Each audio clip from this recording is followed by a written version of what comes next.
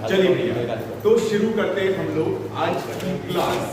अच्छा, कल तक मैंने आपको एक क्वेश्चन पढ़ाया था कि भैया कोई बंदा अगर हमारा इधर से मिरर में इमेज को देखने की कोशिश करता है और चल जाता है, एक स्टेज के बाद उसको उस ऑब्जेक्ट का इमेज देखना जो है वो बंद हो जाता है। पढ़ा ये टाइप की चीजें हमने। अभी आज भी हम काफी सारी स्पेशल चीजें पढ़ने वाले हैं, बहुत ही कमाल की चीजें। ठीक है, पहला केस तो ये है, जैसे अगर मैं बात करूं डेविएशन ऑफ लाइट,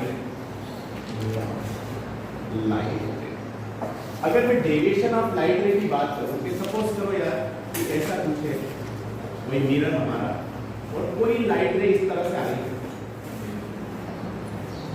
तो ये जो एंगल बना रहे हैं ये थीटा बन रही है। आ रही बात समझ में? अच्छा, ये आफ्टर रिफ्लेक्शन जो है क्या इस तरह से चले जाती है? यस। और ये एंगल थीटा है, तो ये वाला क्या बन गया? थीटा। तो कौन सा लॉ है ये? Law of reflection. Law of reflection first law. अच्छा, अगर ये मिरर नहीं होता तो क्या ये लाइट रे सीधे से चली जाती? यस, पास हो जाती है ना। अगर ये मिरर को अगर हम हटा दें तो ये लाइट रे कितनी सीधे आती है। लाइट रे की प्रॉपर्टी होती है, हम सब जानते हैं छोटी मोटी चीजों के बारे में कि लाइट रे हमेशा स्ट्रेट और सीधे डायरेक्शन में मोशन करती है, मतलब अभी सीधे चलते रहती है जब तक कि उनके बीच में कोई ना कोई रेजिस्टेंस ना है। बात समझ आ रही है? दूसरा, उनकी स्पीड होती है वो 3 × 10⁸ मीटर पर सेकंड होती है। लाइट रेज जो है वो क्या वैक्यूम में भी ट्रेवल कर सकती है क्या? सीधी सी बातें कर सकती है। आ रही बात समझ में? चलिए भैया, और जो भी हम देख पाते हैं इस लाइट को हम बोलते हैं विजिबल लाइट, जिसकी जो रेडियन में बात करूं वेवलेंथ 4000 से लेके तो 7800 7800 एंगस्ट्रॉम के बीच में होती है। चलिए भैया, अच्छा एक बात बताओ, अगर इसमें चलिए तो ये जो यहाँ से लेके यहाँ तक का जो एंगल है इसको अगर मैं बोलूँ अल्फा, और जो अल्फा है वो है हमारा डेविएशन एंगल, बहुत इंपॉर्टेंट पार्ट है ये है हमारा डेविएशन एंगल। तो अल्फा की वैल्यू निकाल सकते हैं क्या बेटा? अच्छा, ये जो यहाँ पर टोटल जो है 180 है, तो डेविएशन से ये अल्फा कितना हो गया? टोटल 180 है। तो अपन ऐसा लिख सकते हैं क्या? Alpha plus 2 theta is equal to 180 180 को क्या बोलते हैं? पाई। नहीं है मेरे पास में, ऐसा लिख सकते हैं बस। चलिए, तो ये यहाँ पे अल्फा की वैल्यू कितनी हो जाएगी बताओ जरा? -2 थीटा या पाई माइनस 2 थीटा। तो क्या कैसे डेविएशन एंगल निकाल सकते हैं? बिल्कुल सिंपल है, आसानी समझ में आ रहा है। चलिए, तो इसको भी आप नोट कर लीजिएगा। पहला केस, दूसरा केस, ये तो पहला केस है। ये तो छोटी छोटी चीजें जो डिस्कस कर रहे हो ये काफी काम होती है, वैसे एनसीईआरटी में नहीं है। दूसरा पार्ट ये है कि अगर मान लो कोई मिरर है और इस पर लाइटें आ रही है, तो ये जो है नॉर्मल के साथ एंगल बना रही है, इंसिडेंट एंगल, ये नॉर्मल है बात। ठीक, अगर हम यहाँ पे मिरर को थोड़ा सा टर्न कर दें कि हमने इसको पहले ऐसा था और हमने इसको थीटा डिग्री में टर्न कर दिया। अरे बात समझ? तो अब अच्छा, इसका थीटा डिग्री में टर्न कर दिया इसको, तो एंगल जो है अभी नॉर्मल कुछ ऐसा होगा क्या? अरे बात समझ? तो अब जो है वो लाइट रे, अगर लाइट रे पहले कहीं पर ऐसे जा रही थी, पहले कहीं पे ऐसे जा रही थी, यहाँ पे ये एंगल भी अगर आई है तो ये भी क्या हो गया? आई, मतलब ऐसे। तो अब जो है यहाँ पे ये कुछ इस तरह से जाएगी क्या? कि अगर अब नॉर्मल ऐसा हो गया कि आप ये ऐसे आए तो यहाँ पे कुछ इस तरह से चले जाएगी। यस। अरे बात समझ में? अगर ये वाला एंगल अगर इसको हम I2 ले लेते तो ये भी क्या हो जाएगा? I2। तो याद रखें कि एक छोटा सा नोट हमने बस यहाँ पे याद रखना है, if we rotate a mirror by theta. अरे बात समझ में? अगर हम कितने से इसको रोटेट करें? Theta, then reflected ray will be rotated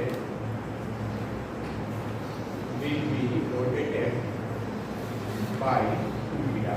जब हम इसको यहाँ पे निकालेंगे, क्योंकि पहले इंसिडेंट रे ये है और बाद में ये, तो इनके बीच का जो ये जो आएगा ये कितना आएगा एक्चुअल में यहाँ पे 2 थीटा। अरे समझ में? आपको सिर्फ याद रखना है कि we rotate a mirror by theta, then reflected ray will be rotated by 2 theta. याद हो जाएगी? जो पहला केस यहाँ पे कि जो एंगल ऑफ डेविएशन कितना होता है हमारा पाई माइनस 2 थीटा। क्लियर है बेटा? मतलब इनका पाई का फेज डिफरेंस आ जाता है इसके बीच में। तो बस ये दोनों पार्ट है, इसको आप क्या कर लीजिएगा, नोट कर लीजिएगा। अब मैं पढ़ाने वाला हूँ आपको कुछ नए कॉन्सेप्ट्स, लाइक जिसे हम बोलते हैं number of images. Number of images ये एक जो हमारी इंडिया की थ्योरी है। अब नंबर ऑफ इमेजेस को क्या सीखे यहाँ पे देखो जरा। सपोज कीजिएगा कि हमारे पास दो मिरर्स है जिनके बीच में एंगल है वो थीटा है। We have two mirrors and angle between them is theta. This one is m1 and this one is m2. तो ये के बीच का एंगल है वो थीटा। अरे बस अगर इनके बीच में कोई ऑब्जेक्ट हम रखें, कोई ना कोई वो ऑब्जेक्ट रखें, तो इससे कितने नंबर ऑफ इमेजेस बनेंगे ये हो। अब देखो कैसे निकालेंगे नंबर ऑफ। सबसे पहला केस एंगल आपको थीटा दे रखा है। अब देखना मैं जो कॉन्सेप्ट बता रहा हूँ उसी के अकॉर्डिंग चलना आपको। n इक्वल टू आप सबसे पहले निकालेंगे 360 डिवाइडेड बाय थीटा, क्योंकि मैक्सिमम एंगल पूरा एक सर्कल का कितना हो सकता है 360। तो सबसे पहले क्या निकालेंगे आप 360 डिवाइडेड बाय थीटा। ये n जो है ये नंबर ऑफ इमेजेस नहीं। अब अपने को नंबर ऑफ इमेजेस निकालना है कि मुझे यहाँ पे निकालना है नंबर ऑफ इमेजेस। तो यहाँ पर इसको हम यहाँ पे कैपिटल N, ठीक। तो यहाँ पे क्या क्या सीन होएगा वो हम यहाँ पे ध्यान में रखेंगे। हर चीज को बिल्कुल सिस्टमैटिक देखिएगा। पहला point, if n equal to o, अगर n जो है वो ओड आएगा, आएगा समझ में, तो यहाँ पर देन जो यहाँ पे कैपिटल N होगा वो इसके बराबर होगा। आएगा समझ में, कैपिटल N होगा वो किसके बराबर होगा, S को रहेगा। जैसे मान लो कि यहाँ पे आपने रख दिया भैया 45 रख दिया, सॉरी 90 रख दो, या मतलब इस तरह से जैसे मान लो 120 रख दिया, तो 120 कितना आएगा बताओ, ये आ जाएगा। तो यहाँ पे उस केस में 120 डिग्री का एंगल है, तो उस केस में हमारे कितने में बन जाएगी भैया 3, क्योंकि कोड नंबर है। बात समझ आ गई। Second point, if n equal to code के साथ इवन भी तो हो सकता है। अगर इवन आए तो उस केस में n equal to n minus 1 आएगा समझ में। मतलब जैसे कि मान लो यहाँ पे 90 रखा तो कितना हो जाएगा 4 4 क्या इवन है, तो इवन में से हम उसमें क्या कर देंगे 1 माइनस बात समझ में आ रही है। तो अपने कितने नंबर ऑफ इमेज बनेंगे 3। क्लियर है बेटा? तो यहाँ पे n माइनस 1। तीसरा केस m0 कभी आएगा 1 इफ n इन फ्रैक्शन, या फ्रैक्शन भी हो सकता है, ये भी पॉसिबिलिटी हो सकती है, 0.9.5 भी हो सकता है। तो उस केस में n जो होता है वो होता है ग्रेटेस्ट इंटीजर ऑफ n। आपने जो evolution of order greatest mathematics वाले बंदे में सुना होगा। जैसे मान लो बेटा ग्रेटेस्ट इंटीजर, मान लो सपोज कीजिएगा ये ग्रेटेस्ट में समान सिखा देता हूं, 5.9.53 मुझे 9 चाहे ऐसा हो 7.997 वो भी हम सीख लेंगे। अरे बस हमने या फिर कुछ भी बोला है, अपन बोल रहे कि भैया 11.01 हो, मतलब आपको इस पॉइंट के बाद वाले नंबर से कोई लेना देना नहीं है, सिर्फ आपको इंटीजर से मतलब। बात समझ में आ गई यार? ये तो अगर फ्रिक्शन में हो तो यहाँ पर आ रही बात समझ में। अब ये जो भी कंडीशन है ये है नॉन सिमेट्री के कारण। सिमेट्री जानते हैं? यस। क्या होता है बेटा सिमेट्री? दो इक्वल पार्ट में तोड़ दिया, मतलब जो भी ऑब्जेक्ट है वो इसके एंगुलर बाइसेक्टर पर नहीं है। यस। आ रही बात समझ में? हाँ। अब दूसरा केस अगर ये है, if we place the object angular bisector, अरे बस अगर अपन ने एंगुलर बाइसेक्टर पे रख दी तो उस केस में क्या होता है, कॉम्बाइन हो जाएगा क्या? तो उस केस में जो नंबर ऑफ इमेज हो जाएंगे वो क्या आएंगे, चाहे इवन आए या ऑड आए उस केस में, क्योंकि ये सिमेट्री का मतलब होता है कि एक जो इमेज है वो आपस में क्या हो जाएगा एक दूसरे के ऊपर मतलब और ये या फिर सिमेट्रिकल जैसे हमारा एक जो फर्स्ट इमेज बनेगा वो एक्चुअली क्या होता है कि आपस में वो हो जाएंगे मतलब कोइंसिडेंस हो जाएंगे एक दूसरे से मतलब चिपक गए एक के ऊपर एक बनेंगे तो उस केस में हमें क्या लेना है बस अरे बस समझ में चाहे ये एन शुड बी ओड और इवन तो मतलब ये इसको हम यहाँ पे कौन सा पॉइंट देते हैं यहाँ पे ये चारों समझ में आ गया एंगल सपोज कीजिए क्या दे रखा है थीटा स्मॉल ए निकालेंगे यहाँ तक असल क्लियर उसके बाद सबसे पहले number of images if n odd आया तो डायरेक्ट रखते हैं जब तक हमें क्वेश्चन में सिमेट्रिकल नहीं बोला तब तक हम इसी को फॉलो करेंगे अगर बोला जाएगा कि पार्टिकल और object placed in the angular bisector तो उस केस में हम क्या कर देंगे डायरेक्ट ये हो जाता है बात समझ में आ गई उसके बाद अगर इवन आया तो n-1 कर देंगे डायरेक्ट आगे बात समझ में इफ n सेक्शन आया तो ये की ग्रेटेस्ट इंटीजर समझते में आता है ये जो एक्चुअली जो ये ब्रैकेट जैसा कुछ दिखाई दे रहा है ना इसको बोलते हैं ग्रेटेस्ट इंटीजर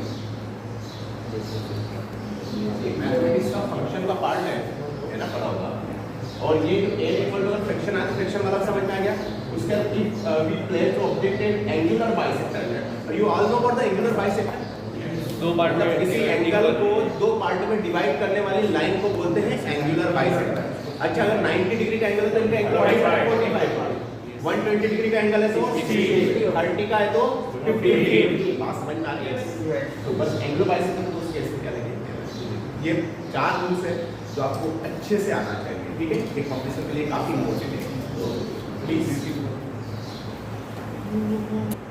चलिए देन गेट रेडी अगर बेटा ये सारी चीजें आपको समझ में आ गई अच्छे से अगर मैं यहाँ पे 5 क्वेश्चन लेता हूँ 45 डिग्री 90 डिग्री 120 37 एंड 50 डिग्री अच्छा 45 तो यहाँ पे कितना हो जाएगा बेटा 360 डिवाइडेड बाय 45 कितना होता है 8 होता है 360 डिवाइडेड बाय 45 45 डिग्री का ये एंगल दे रखा है हमारा तो हम कैसे निकालेंगे भैया डायरेक्ट 360 में डिवाइड करें तो 8 क्या इवन है कि ओड है इवन है -1 तो कितने नंबर पे जाएगा 90 डिग्री का देखें तो 360 बाय 90 4 इवन है तो उसमें से एक कम करेंगे 120 360 डिवाइडेड बाय 120 ये आ रहा है 3 ओड है तो एडिटिव रखना है क्या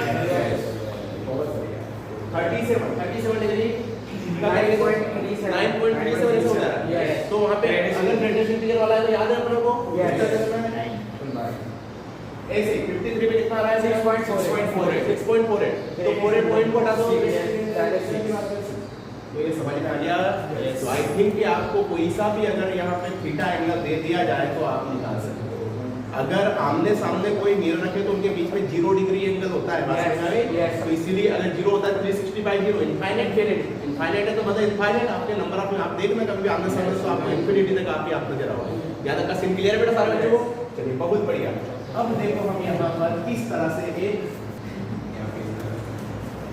ठीक और मैं आपको दोनों यहाँ पे छोड़ रहा हूँ उसका कोई मसला नहीं है this one is m1 and this one is m2 और इन दोनों के बीच की जो भी डिस्टेंस हमें नहीं पता अभी ये यहाँ पे ऑब्जेक्ट आ रहा है इसका यहाँ से यहाँ तक जो डिस्टेंस दे रखा है ये बात इस मिरर ये दे रखा है 2 सेंटीमीटर आएगा समझ कोई भी ऑब्जेक्ट नहीं और ये जो दे रखा है ये दे रखा है हमारा 8 सेंटीमीटर आगे बात समझ में तो अब देखो कैसे हम यहाँ पे करेंगे ये हमारी ऑब्जेक्ट है इसको मैं 1 ले रहा हूँ यहाँ पे 2 इसके बाद अगर मैं इसका जो पहला इमेज बनाऊँ तो क्या ये यहाँ से 2 सेंटीमीटर पर ही बनेगा क्या यस इसको मैं आई बोलता हूँ मिरर 1 बना रहा है मिरर 1 का फर्स्ट तो ये यहाँ से जितनी डिस्टेंस को उतने में बनेगा क्या यस आएगा समझ में अच्छा ये 8 सेंटीमीटर पे रखा है तो ये भी क्या 8 सेंटीमीटर पे ही बनाएगा इसका बताओ जरा यस सर नहीं आई मेरी बात समझ में क्या गई इसको मैं नाम देता हूँ आई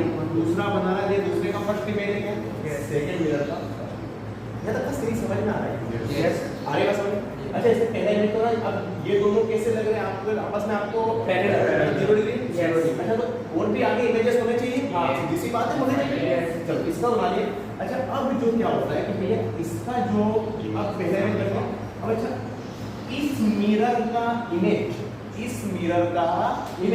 इसके लिए अब किसका काम करेगा ऑब्जेक्ट इसके सामने जो भी चीज आ रही है इसके लिए अब ऑब्जेक्ट है अच्छा मतलब कितनी डिस्टेंस पर है बताओ जरा 80 कितना हो गया 80 18 हो गया क्या? Yes. तो अच्छा अगला जो इमेज बनेगा इसका वो कहाँ पे बनेगा बताओ?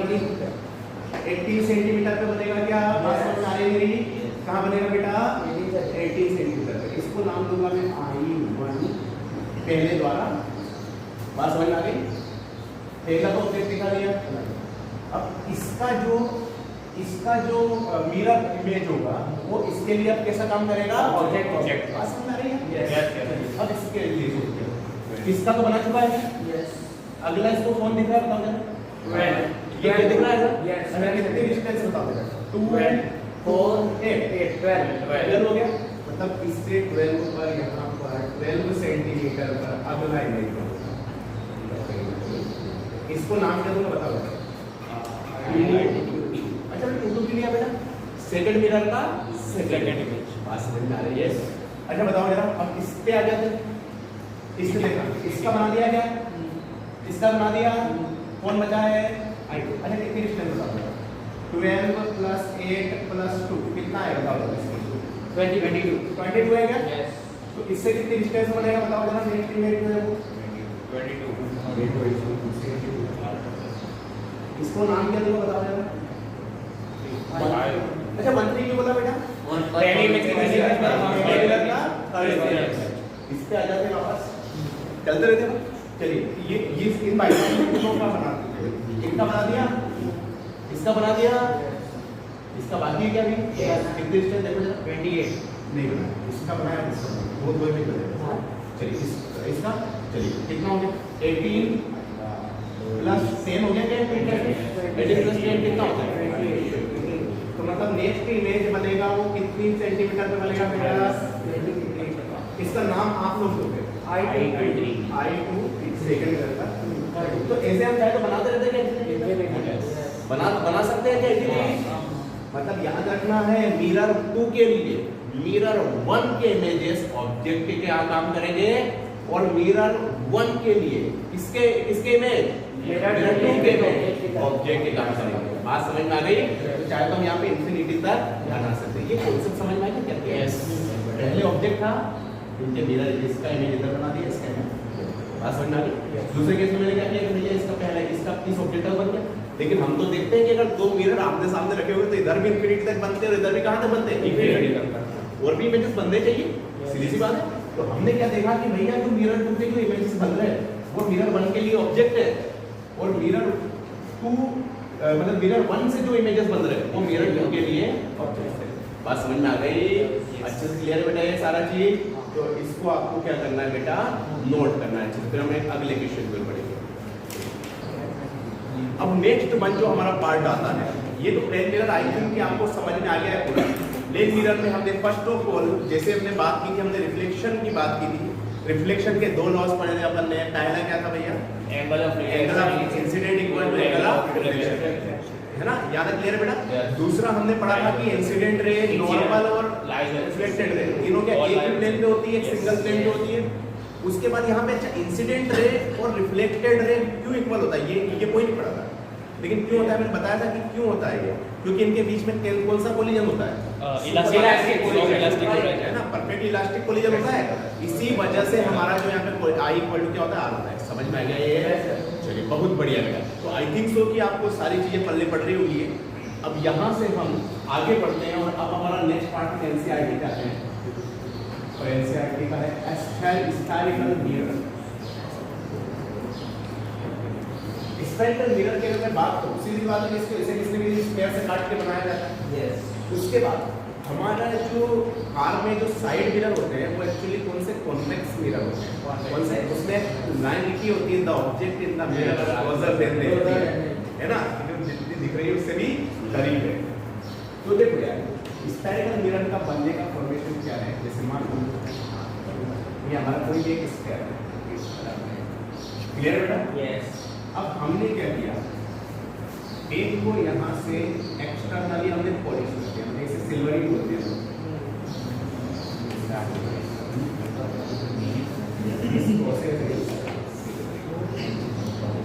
और एक को हमने यहाँ पर अंदर ठीक। अब हम क्या करें? यहाँ से इसको काट देते हैं। आएगा समझ में? ऐसे इसको भी यहाँ से हमने काट दिया। ऐसा क्लियर? अच्छा, तो यहाँ पर अगर इसको मैंने थोड़ा ब्रेक किया तो मेरे पास दो यहाँ पर मिरर मिले। एक तो ऐसा था क्या? यस। तो यार ये जो स्फीयर है इसको हम बोल, ये वाला जो स्फेरिकल मिरर है इसको नाम देंगे हम कॉन्वेक्स मिरर। क्या नाम देंगे? Convex mirror. प्लस ये वाला जो है इसे बोलेंगे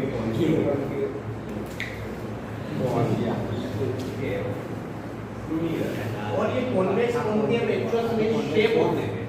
अगर कोई इस तरह शेप है तो वो दिस इज कॉन्वेक्स शेप, और इस तरह का शेप है तो ये कॉन्केव शेप। बात समझ आ रही है? So this mirror is convex mirror और this mirror is concave mirror। अच्छा यार, जिस भी कहीं ना कहीं जिस भी स्फीयर से काटा हुआ उसमें कहीं ना कहीं एक सेंटर होता है।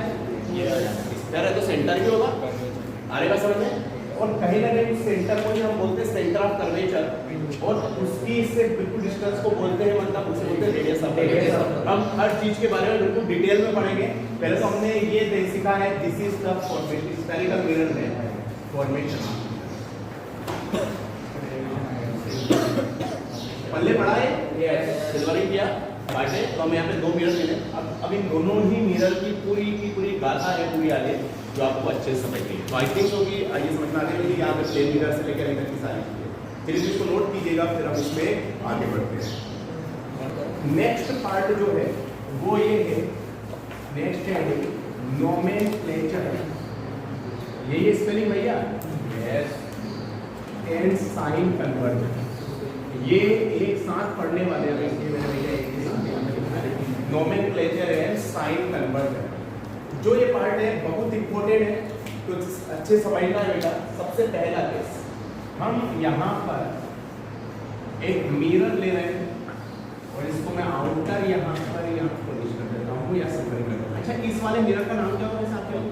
Concave mirror. यहाँ पे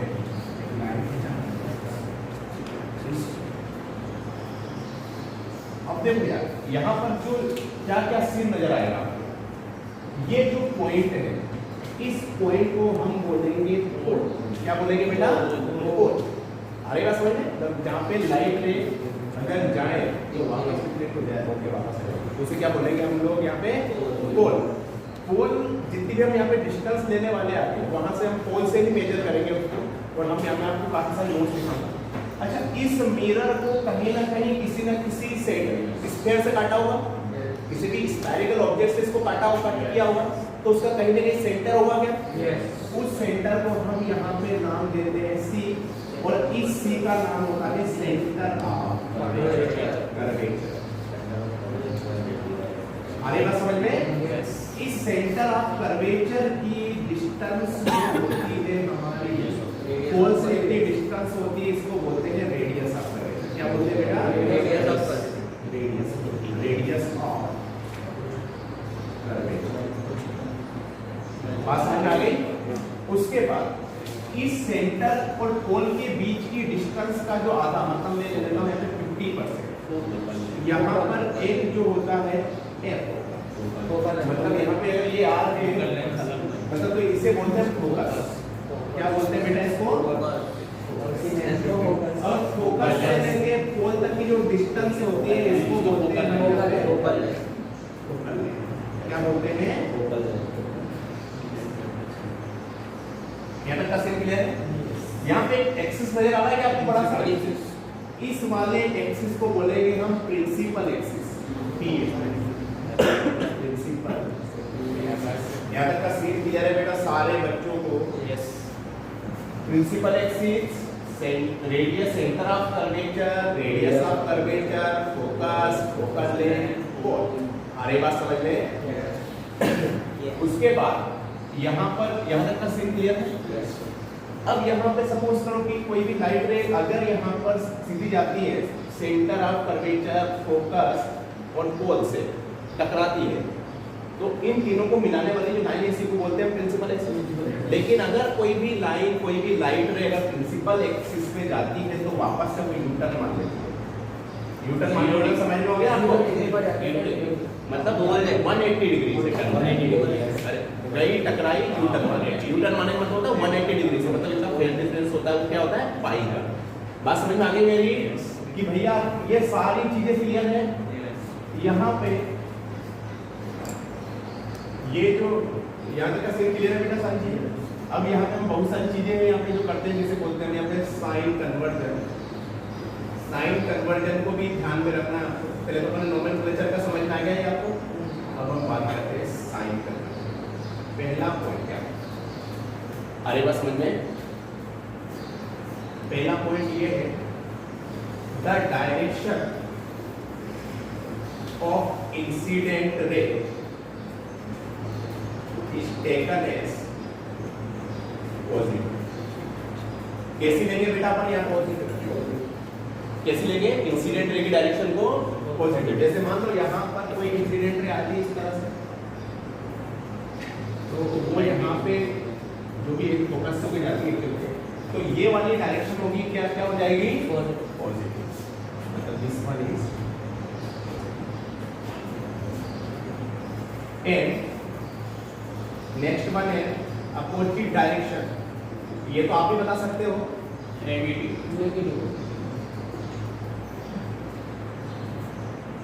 इंसिडेंट पे समझ में आ गया बेटा ये? Third point, all distances measures from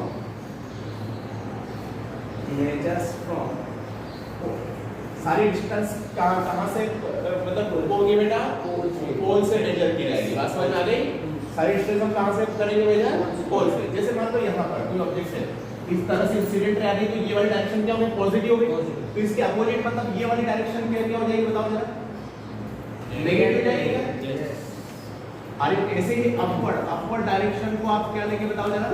positive. और डाउनवर्ड डायरेक्शन को क्या लेंगे आप? नेगेटिव। बात समझ में आ गई है? तो हम यहाँ पर याद रख लें कि भैया इंसिडेंट रे की डायरेक्शन को तो हमें पॉजिटिव लेना है, उसकी अपोजिट डायरेक्शन को यहाँ पे नेगेटिव लेना है, और सारी डिस्टेंस को यहाँ पे क्या बोलेंगे हम? मतलब कहाँ से मेजर करेंगे? बात समझ में आ गई?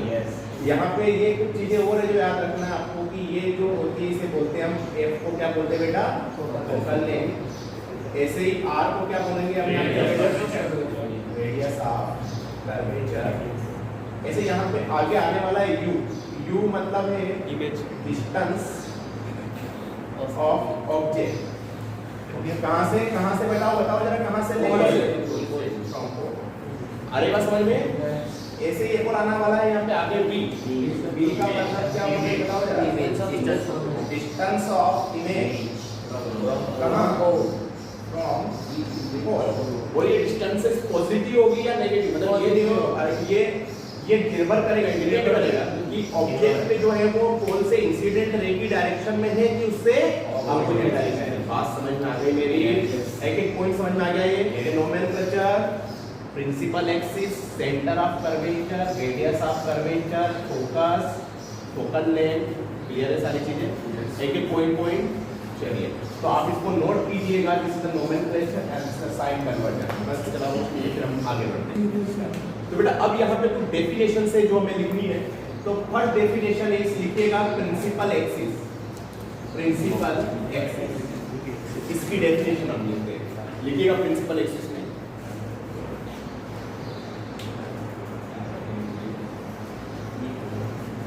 A line which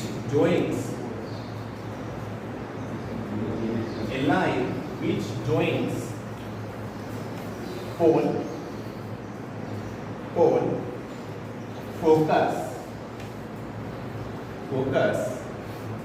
a line which joins pole, focus and center of curvature is known as principal axis। is known as principal axis. बात समझ में आ गई? वो लाइन जो किनको जोड़े बेटा, कोन, focus and centre of curvature को जोड़ो, से क्या बोलते हैं, प्रिंसिपल एक्सिस। और ये समझ में आता है आपको, pole to centre of curvature की जो डिस्टेंस है उसको क्या बोलते हैं, radius of curvature. Pole to focus की डिस्टेंस को क्या बोलते हैं, बात समझ में आ गई? यस, चलिए बहुत बढ़िया। दूसरा डेफिनेशन लिखिएगा, ये वाला समझ में आएगा? यस। नेक्स्ट वन लिखिएगा, पैरा एक्सियल रेंज। क्या होता है पैरा एक्सियल रेंज? नाम से लगेगा, एक्सियल एक्सिस के करीब हो और साथ में पैरेलल भी हो, ठीक है, प्रिंसिपल एक्सिस है, जस्ट प्रिंसिपल एक्सिस के करीब तो भी कंडीशन लिखिए, पैरा एक्सियल रेंज लिखिएगा इसमें, पैरा एक्सियल रेंज लिखिएगा। Rays which are close to principal axis,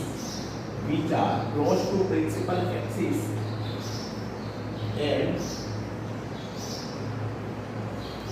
parallel to each other is known as para-axial rays। छोटी छोटी डेफिनेशन समझ में आ रही है बेटा सभी को अच्छे से? Principal axis, paraxial rays, ये सारी चीजें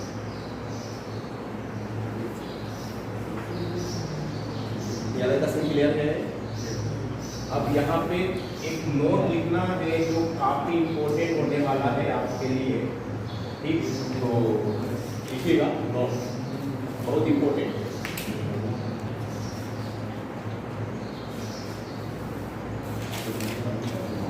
लिखिएगा, if incident rays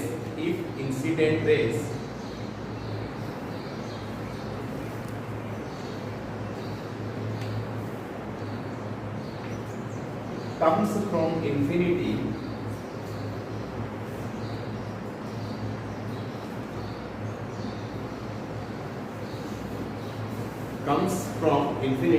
अच्छा, जो इंफिनिटी से आएगी वो क्या पैरेलल ही आएगी? यस। अगर कोई मिरर रख दिया, अगर इंफिनिटी से आएगी तो वो लाइट रेज कैसे आएगी? पैरेलल आएगी। कम्स फ्रॉम इंफिनिटी और करके, और parallel to principal axis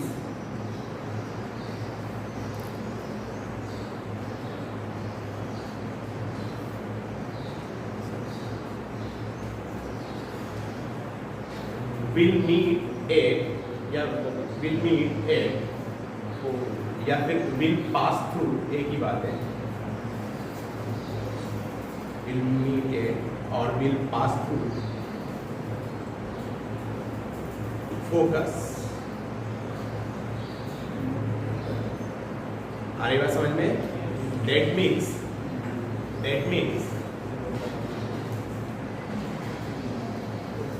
if an object at infinity, if an object at infinity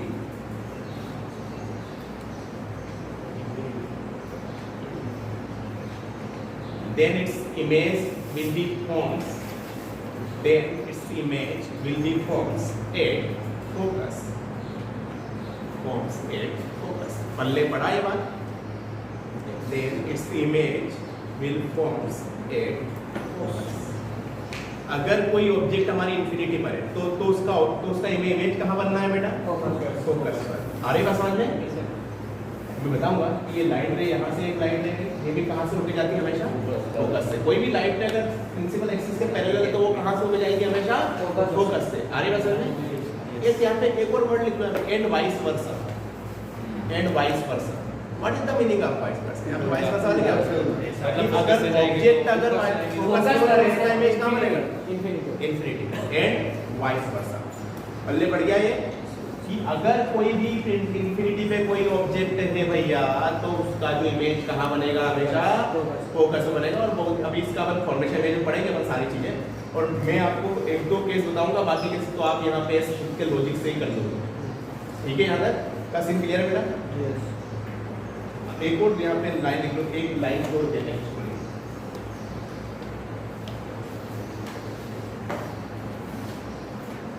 If any light ray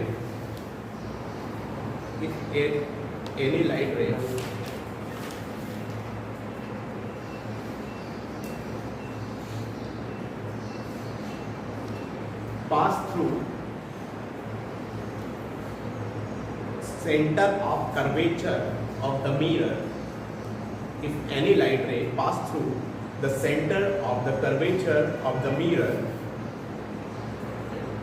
अगर सेंटर ऑफ कर्वेचर से पास होती है, अरे बात समझिए, then after reflection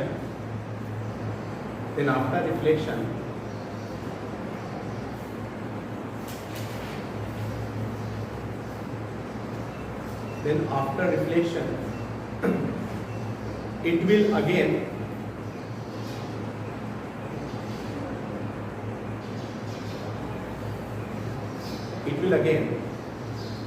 goes through center of curvature. इसका क्या मतलब है? जो सेंटर से मतलब इसका क्या मतलब क्या होता है? अगर कोई सेंटर ऑफ कर्वेचर से जैसे ये लाइन है जाती है, तो ये वापस से पास थ्रू से जाएगी, मतलब ये यू टर्न मार लेगी। आरे पास और में देखो इसका रीजन क्या है? जैसे मान लो यहाँ पे एक्चुअली एक जो बात करें हम स्फीयर, तो एक स्फीयर को अगर आप तोड़ के देखेंगे तो वो क्या छोटे प्लेन ऑब्जेक्ट से मिलकर बना होता है। यस अरे बस किससे मिलकर बना होता है? छोटे प्लेन ऑब्जेक्ट। तो यहाँ पर जो ये कोन है, ये यहाँ पर एक अगर मैं छोटा सा पार्ट काटूंगा तो क्या आपको as a plane mirror show नहीं करेगा? यस अरे मेरी बात समझ रहे हैं? ऐसा शो करेगा ये तो कोई भी लाइट अगर प्लेन मिरर के साथ परपेंडिकुलर गिरती है तो वो कहाँ पे जाती है? वापस है ना, सीधे अरे यू टर्न ले लेती है ना कि कितने डिग्री का एंगल हो जाएगा? 180 डिग्री। अरे बात समझ में? अगर ऐसे आई भैया टकराने के बाद वापस यू टर्न मान लिया तो इसका मतलब क्या होगा? 180 डिग्री। बात समझ में आ रही है मेरी? तो यहाँ पे छोटा सा प्लेन मिरर मान सकते हैं अपन, इस वजह से ये क्या होगा? इस तरह से पूरा ये तो शो करेगा एज ए स्फेरिकल मिरर, लेकिन हम एक छोटे से पार्ट की बात करें तो वो तो कैसा होगा? Plane mirror. इसलिए ये वाला सीन होता है। समझ में आ गई बेटा ये सारी चीजें? तो मैंने जो भी अभी तक पढ़ाया ये सारी चीजें क्लियर है आपको बच्चों को अच्छे से? कोई मसला यहाँ तक? तो अभी ये डायरेक्ट और ये नोट में जो लिखा है ये समझ में आ गया कि अगर यहाँ पर पैरेलल है यहाँ पे प्रिंसिपल एक्सिस की, तो इमेज जो होगा वो कहाँ पे फोकस या फोकस पर। अगर ऑब्जेक्ट जो है वो इंफिनिटी पर है तो इमेज क्या बनेगा? फोकस। और यहाँ पे एक और वर्ड यूज कर सकते हैं अपन यहाँ पे पॉइंट। बात समझ में आ गई? अगर कोई भी रेज है वो अगर यहाँ पे सेंटर ऑफ कर्वेचर से उनके पास होती है तो क्या वापस ये कंपेयर होगी क्या? और ये वापस से उसी पॉइंट से उनके पास होगी। बात समझ में आ गई? मतलब इसका 90 मतलब 180 डिग्री से इसका टर्न हो जाएगा। तो यहाँ तक का सीन क्लियर है बेटा सारे बच्चों को? अब यहाँ पे जो नेक्स्ट पार्ट पढ़ने वाले हैं अपन वो पढ़ेंगे फॉर्मेशन ऑफ इमेज। मैं एक दो ही बताऊंगा, उसके बाद आपको ऑटोमेटिकली आपको क्या ये फील होने लग जाएगा कि हम खुद से बना सकते हैं। ठीक है, तो चलिए भैया इसको हो गया सभी का? इसको मैं अभी यहाँ पे बता रहा हूँ। Next one is formation of images कि हमारे इमेज बनते कैसे। अरे बस सबसे पहला केस मैंने पढ़ा था कि अगर ऑब्जेक्ट हमारी इंफिनिटी पर, कहाँ पर है बेटा? इंफिनिटी पर, मतलब जो भी हमारी फर्स्ट केस कि u जो है वो है यहाँ पे हमारा इंफिनिटी। क्या है? मैं माइनस इंफिनिटी इसलिए लगा रहा हूँ, कोई मतलब नहीं होता वैसा इसका, क्योंकि ये अगर इंसिडेंट रे की जो लाइट होगी वो तो सीधी सी बात है क्या इस तरह से होगी क्या डायरेक्शन। अगर ये पॉजिटिव है उस वाली डायरेक्शन तो इसको क्या लेंगे अपन? नेगेटिव। अरे बात समझ में? तो यार वो जो उसका भी रेट लगेगा वो एक्चुअल में कहाँ से होके जाएगी बता दो। मतलब जहाँ पर कहीं भी आप दो लाइट रे को मिला दो, मतलब दो लाइट रे जहाँ पे ये मिलेगी वहीं पे क्या इसका इमेज फॉर्मेशन होगा? यस। तो अगर कहीं पर भी हमारा, और ये मैंने पहले बताया कि ये जो एरो लगाना नहीं भूले, आधे नंबर इसके भी कट जाते हैं नहीं। एरो कभी भी आप कभी फ्री को डायग्राम बनाएंगे अपने आगे तो कभी भी एरो लगाना कभी भी मिस नहीं करना है, इसका वेटेज बहुत है बोर्ड के लिए। तो चलिए भैया अगर कोई पैरेलल लाइन मतलब इंफिनिटी से तो पैरेलल आएंगे तो आफ्टर रिफ्लेक्शन कहाँ से होके जाएंगे बताओ जरा? फोकस से। तो यहीं पे इस फोकस पे इसका इमेज बनेगा क्या हमारा? यस। तो हम बोल सकते हैं कि भैया अगर u इंफिनिटी पर है तो इमेज को क्या, इमेज का मैंने v बोला था क्या? तो v कहाँ बनेगा बताओ? कितने डिस्टेंस पे? फोकस पे। लेकिन अच्छा ये भी क्या नेगेटिव डिस्टेंस पे क्या? क्योंकि अगर इंसिडेंट डायरेक्शन है तो ये तो पॉजिटिव हो गया और इधर की डिस्टेंस को क्या लेंगे अपन? नेगेटिव लेंगे। बात समझ में आ गई? तो अगर इनफाइनाइट पे ऑब्जेक्ट है तो उसका इमेज कहाँ बनेगा? फोकस पे। और क्या आपको लाइट यहाँ पे मिलती हुई दिखाई दे रही है यहाँ पे? तो ये एक्चुअल में कैसा इमेज होगा बेटा? रियल। आ रही है समझ में? इन्वर्टेड, वेरी स्मॉल, या वेरी स्मॉल की जगह एक और वर्ड यूज कर सकते हैं अपन इसको, पॉइंट साइज। बात समझ आ रही? रियल बन रहा है, इन्वर्टेड बन रहा है, पॉइंट साइज भी बन रहा है, एंड बात समझ में आ गई? तो ये जो है हमारा मिरर से इमेज फॉर्मेशन का फर्स्ट केस है। Is that clear? इसको आप नोट कर दीजिएगा, एक एक पॉइंट अभी तो अपन पढ़ने वाले थे मिरर फॉर्मेशन में पूरा सा, तो ये कर लीजिएगा। चलिए नेक्स्ट अगर मैं बात करूं कि हमारा कोई मिरर है, ठीक, और यहाँ पर जो इसका कहीं ना कहीं तो हमारा सेंटर ऑफ कर्वेचर है, कहीं ना कहीं जो हमारा यहाँ पे फोकस है, और जो इमेज अभी अपन ने ऑब्जेक्ट कहाँ रखी थी? इंफिनिटी में रखी थी, लेकिन अब मैं यहाँ पे ऑब्जेक्ट को यहाँ पे रख रहा हूँ, इसका जो पॉइंट ये मान लिया, और ये जो ऑब्जेक्ट है ये इनफाइनाइट पे ना होते हुए सेंटर ऑफ कर्वेचर और इंफिनिटी के बीच में, it is between infinity to centre of curvature. अच्छा, कोई भी लाइन है, एक लाइन ऐसे पैरेलल आ रही है, पैरेलल आ रही है, तो आपका रिफ्लेक्शन कहाँ से जाएगा? फोकस से जाएगी क्या? मतलब अगर ये पैरेलल गए तो आपका reflection it will cross to the focus. आ रही बात समझ में?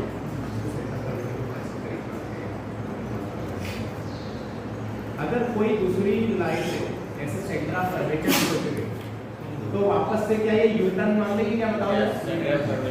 यू टर्न मान लेगी। तो इसका जो इमेज बना वो यहाँ पे बना, क्या बताओ? इसको मैं बीडीएस मान लेता हूँ, इसको क्या मान लेता हूँ? बीडीएस मान लेता हूँ। तो अब देखो यहाँ सेकंड केस में क्या होगा? ये तो फर्स्ट केस था। सेकंड केस में अगर हमारा जो यू मतलब object in between infinity to 2f, 2f का मतलब r ही होता है, मतलब जो r इक्वल टू कितना होता है यहाँ पे? 2f। मेरे को पता था रेडियस ऑफ कर्वेचर और कोण के बीच आधे पॉइंट को मैंने माना था। तो फोकस प्लस फोकस मतलब ये प्लस ये इक्वल टू r हो जाएगा। अरे मैंने बताया था सेंटर पॉइंट, मतलब in the case of mirror the centre point of pole and the centre of curvature is known as focus. Is that clear? बहुत बढ़िया। तो अगर यहाँ पे u क्या है? 2f और इंफिनिटी के बीच में है क्या? लेकिन नेगेटिव साइड पे उधर, तो यहाँ पर v जो बन रहा है, अच्छा किनके किनके बीच में बन रहा है बताओ जरा? फोकस और 2f के बीच में बन रहा है क्या? यस। ये डिस्टेंस तो f हो गई और ये r हो गई, और r को क्या लिखेंगे अपन यहाँ पे? 2f। तो क्या ये f और 2f के बीच में आएगी क्या? तो यहाँ पे इसको f या 2f भी लिख सकते हो, या फिर आप f रेट r भी लिख सकते हो। आरे बात समझ में? अच्छा, इसकी प्रॉपर्टी की बात करो, यहाँ पे लाइट रे आपको मिलती हुई नजर आ रही है? अगर मिलती हुई नजर आ रही है तो कैसा इमेज बनना चाहिए? रियल। दूसरा ये भी इन्वर्टेड बन रहा है क्या? अच्छा, ये भी स्मॉल बन रहा है क्या? देखो आप यहाँ पे ऑब्जेक्ट छोटा है, ऑब्जेक्ट बड़ी है, मतलब अगर देखा जाए तो ऑब्जेक्ट बड़ी और यहाँ पे हमारा जो इमेज वो क्या है? छोटा है। दूसरा केस कहाँ पे बन रहा है भैया? सेंटर फोकस के बीच में, फोकस और सेंटर ऑफ कर्वेचर के बीच में। तो ये समझ में आ गई है सारी चीजें अच्छे से? चलिए बहुत बढ़िया, कर लीजिए। चलिए केस नंबर थर्ड केस में क्या बोलता है कि सपोज करो जो हमारे यहाँ पे अभी हमने यहाँ पे देखो दो केस पढ़े हैं। कौन कौन से केस पढ़े अपन ने? एक तो यहाँ पे ऑब्जेक्ट हमारा कहाँ था? इंफिनिटी पे था, और एक था सेंटर ऑफ कर्वेचर से इंफिनिटी के बीच में। और अब अगर हम यहाँ पे ऑब्जेक्ट को कहाँ पे रखते हैं? सेंटर ऑफ कर्वेचर पे। आएगा समझ में? मतलब हम यहाँ पे अगर थर्ड केस की बात करूँ तो यहाँ पे इसको हटाया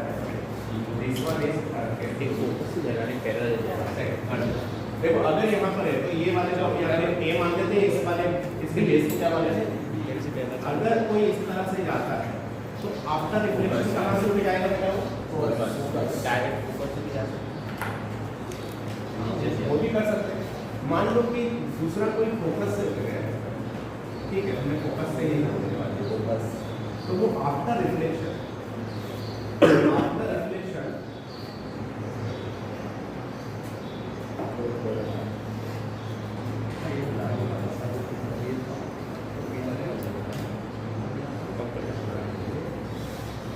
तो आफ्टर रिफ्लेक्शन वो यहाँ पे वापस पैरेलल हो जाएगा। अगर कोई फोकस पैरेलल जा रहा है तो फोकस से जाए, लेकिन फोकस से गया तो कैसा हो जाएगा? पैरेलल मतलब वाइस वर्सा वाला है। तो इसका जो हेड बनता है बेटा जस्ट इसके कहां बनता है? नीचे बनता है। इससे मैं कहता हूं एडस और बीडस। और ये मेरे ख्याल से आपको साइड में भी कोई डिफरेंस नहीं लग रहा है। साइड में तो क्या होगा? Same side. तो यहाँ पे अगर इसकी प्रॉपर्टी, अच्छा यहाँ पे भी लाइट रे आपको मिलती हुई नजर आ रही है क्या? यहाँ पे भी लाइट रे मिलती हुई नजर आ रही है, तो इसका मतलब कैसा बनेगा? इसकी प्रॉपर्टी रियल पहला केस तो भैया कि ये बनेगा, पहली बात तो कि u देते हैं, u इक्वल टू हम ले रहे हैं 2f। 2f का मतलब समझ रहे हो क्या? रेडियंस का कर्वेचर होता है वो 2f के बराबर होता है। तो यहाँ पे v भी क्या बेटा 2f के बराबर ही है। चाहे तो अंदर आप माइनस लगा सकते हो क्योंकि वो माइनस साइड है, लेकिन चलेगा 2f पे लेके तो क्या बनेगा? इसकी प्रॉपर्टी की बात करूं रियल करने का। अच्छा इन्वर्टेड बन रहा है क्या? इन्वर्टेड बन रहा है, सेम साइड बन रहा है, सेम साइड बन रहा है। और यहाँ पे चाहे तो ये भी लिख सकते हो एट सेम डिस्टेंस। कहाँ बन रहा है ये? मतलब उसके ही जस्ट नीचे बन रहा है। कि अगर आप किसी मिरर के ऐसे खड़े हो, मतलब बिल्कुल सेंटर ऑफ कर्वेचर, तो आपको आपके डिस्टेंस पे उसको क्या दिखेगा? आपको उसका इमेज दिखेगा अपने आप का। बात समझ में आ रही है? ये तो ये सारा चीजें होती है, तो मेरे ख्याल से आपको सब पल्ले पड़ गया हुआ है। क्लियर बेटा? चलिए इसको आप बना लीजिएगा। चलिए बेटा, तो आज हमने अभी तक की जो क्लास में जो पढ़ा है वो क्या क्या पढ़ा है अभी तक, मैं आपको वापस से पूरा एक फॉर्मेट अपन मतलब बिल्कुल फ्लैशबैक में चलते हैं। तो क्या क्या पढ़ा है बेटा? सबसे पहली चीज हमने पढ़ी थी यहाँ पे कि नंबर ऑफ इमेजेस वाला कॉन्सेप्ट। नंबर ऑफ इमेजेस कैसे निकालेंगे? मैं अगर बात करूं तो मेरे अगर दो मिरर्स को मैंने यहाँ पे थीटा डिग्री के एंगल पे दे रखा, तो यहाँ पे मैंने स्मॉल एन निकाला था। स्मॉल एन इक्वल टू क्या था? 360 अपॉन थीटा। आ गया था? ओड रहेगा तो एट इज, इवन रहेगा तो माइनस, अगर फ्रैक्शन में रहेगा तो ग्रेटेस्ट इंटीजर वाला क्वांटिटी, और अगर एंगुलर बाइसेक्टर में रहेगा तो क्लियर है यहाँ तक? उसके बाद मैंने यहाँ पे कैसे इमेज कैसे बनते हैं वो मैंने बताया था आपको एक प्लेन मिरर के थ्रू। उसके बाद हमने स्फेरिकल मिरर पढ़ा। स्फेरिकल मिरर में हमने पढ़ा है कि अगर हम यहाँ पे उसकी इंटरनल शेप को करते हैं तो कॉन्वेक्स, आउटर को करते हैं तो कॉन्वेक्स। उसके बाद हमने सारी चीजें क्लियर है आपको? Radius of curvature, centre of curvature, ठीक बेटा, और यहाँ पे centre of curvature, radius of curvature, focus और फोकल लेंथ, सारी चीजें क्लियर है आपकी बिल्कुल? कोई मसला उसमें? इमेजन जो हमारे इमेज के फॉर्मेशन की सारी चीजें क्लियर है। अगर पैरेलल आती है तो कहां से हो जाती है? फोकस से। फोकस से आती है तो कैसी हो जाती है? पैरेलल। क्लियर है? सेंटर ऑफ कर्वेचर से गुजरती है तो यू टर्न ले लेती है। क्लियर है बेटा अच्छे से? तो कल आपको क्या करके लाना है, सारे बच्चे मुझे कल इसके आगे के जितने केस है, एक दो केस और बच्चे होंगे यहाँ पे हो, इसके बीच में फोकस के अंदर आएगा सर 3 केस और उसके बाद पूरे कॉन्वेक्स मिरर के पूरे आपको केसेस मुझे बना के लाना है, ठीक है? चलिए तो आज की क्लास यहीं पे समाप्त होती है। अपना ख्याल रखिएगा।